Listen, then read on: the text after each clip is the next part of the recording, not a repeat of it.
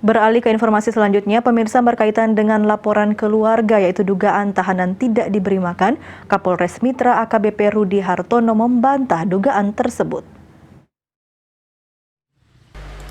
Kapolres Minahasa Tenggara AKBP Rudi Hartono membantah dengan tegas dugaan tahanan tak diberi makan selama lebih dari 1 bulan.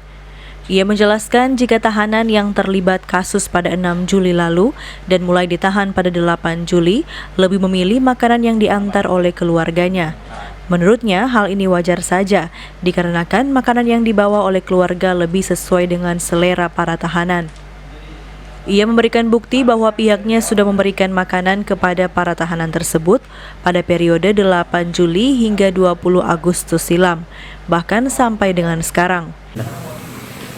Jadi perlu saya sampaikan bahwa sekitar 1 bulan yang lalu ada yang menghadap saya, itu namanya Ibu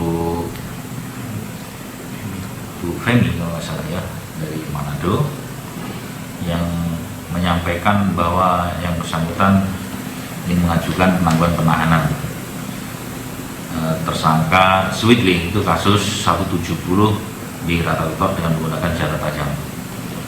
Perlu kami sampaikan untuk kasusnya saat itu hampir B21 yang pertama itu, dan yang kedua ini kasus 170 dan belum ada perdamaian saat itu, sehingga kami tidak